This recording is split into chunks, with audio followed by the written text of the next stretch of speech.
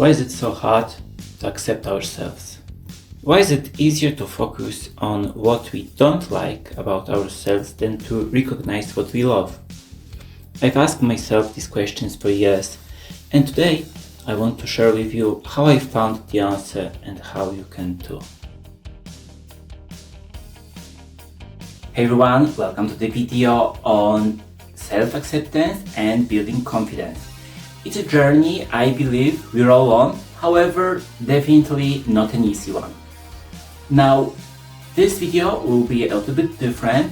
Think of it like a podcast where you can listen along while doing laundry, cooking, or any other daily life tasks. I'll dive into my personal experiences, lessons I've learned during the journey, the science that stands behind it, and I will share with you some tools you can use during your own journey to self-acceptance and confidence. And don't worry, this video is not going to be another how to be perfect tutorial.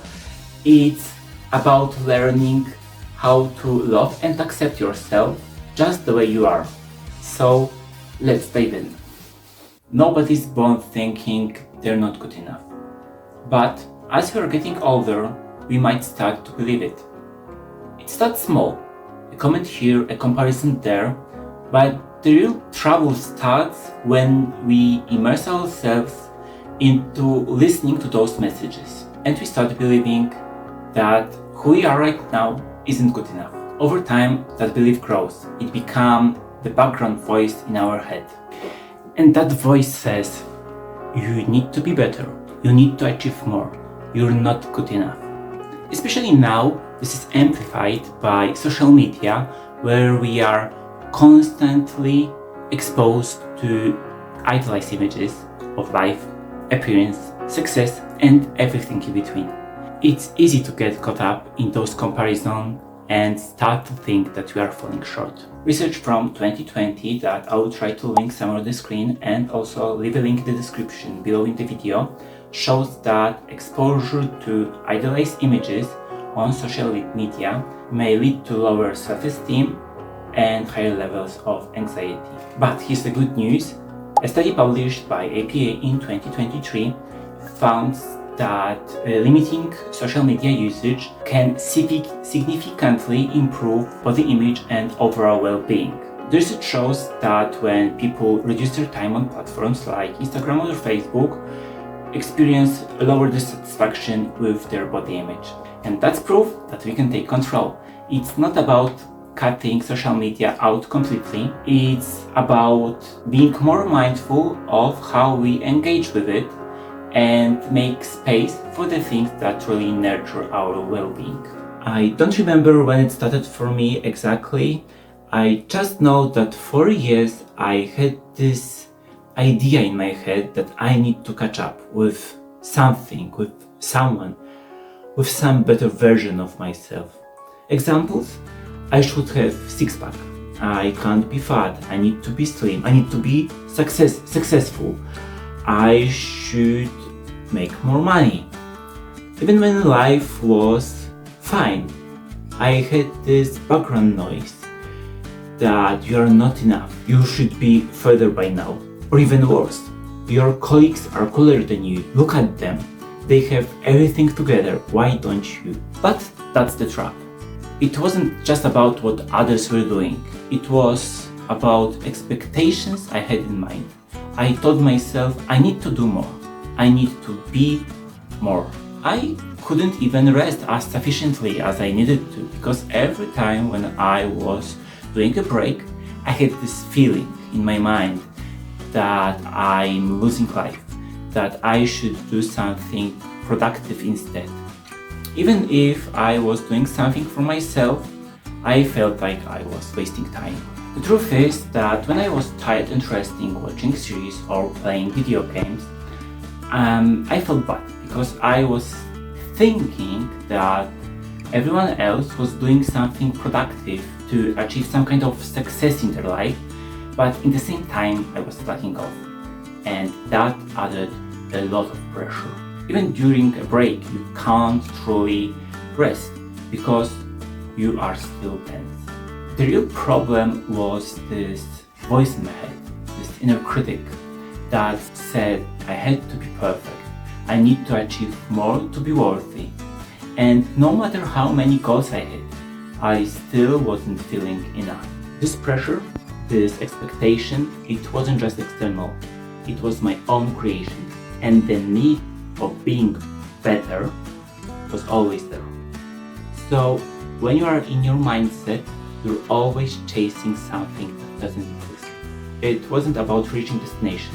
It was about never feeling enough. No matter how much I've accomplished, that people around me judge me all the time. But true confidence is the freedom to be yourself, knowing that you don't need to be anyone else to be worthy of love and respect. So, what helped me move forward?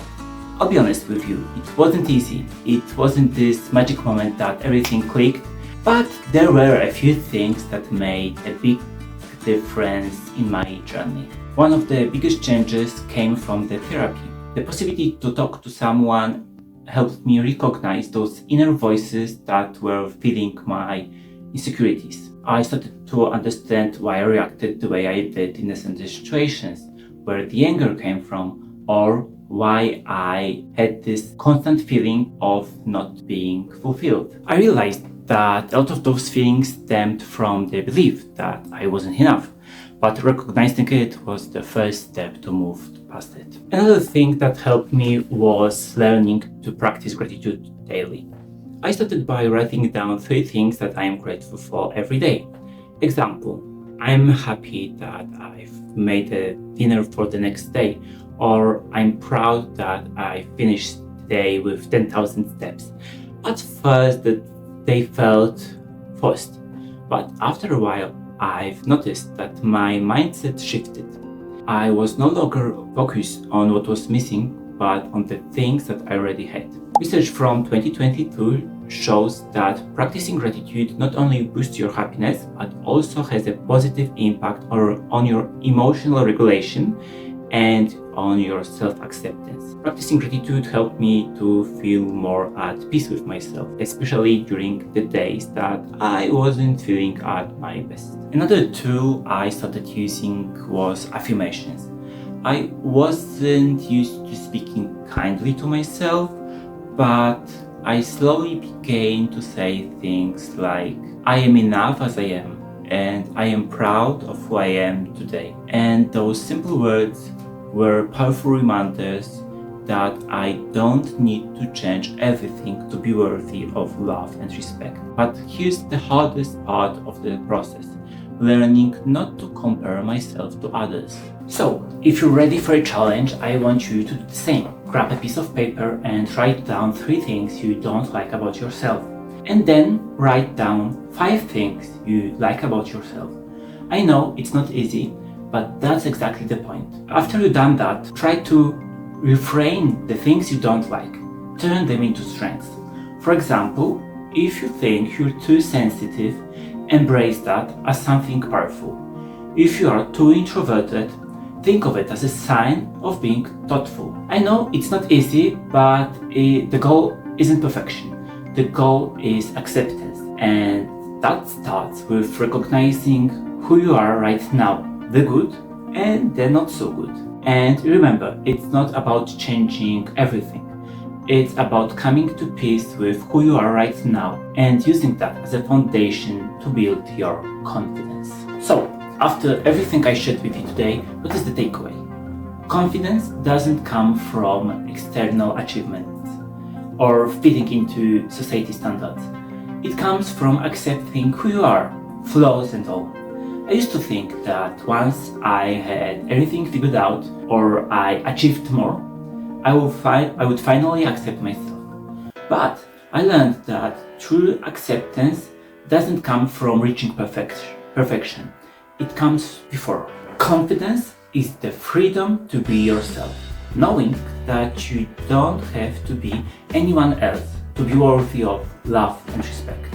I realized that when I stopped chasing perfection and started embracing my true self, the more confident I felt. Of course, confidence isn't about being flawless, but it is about being at peace with who you are. And here's the ultimate thing. True confidence comes from trusting yourself. But to truly trust yourself, first you need to accept yourself fully. When you accept yourself as you are, strengths, weaknesses, and everything in between, you start to build trust. And from that trust, confidence naturally follows. All of that was confirmed in the research in 2022, stating that self-acceptance is one of the factors contributing to our well-being. So, start small, be kind to yourself, and do not expect overnight change. It's okay to have bad days, but remember, you are enough just as you are. I hope this video helped you reflect on your own journey, where you are right now. Remember, confidence isn't about being perfect.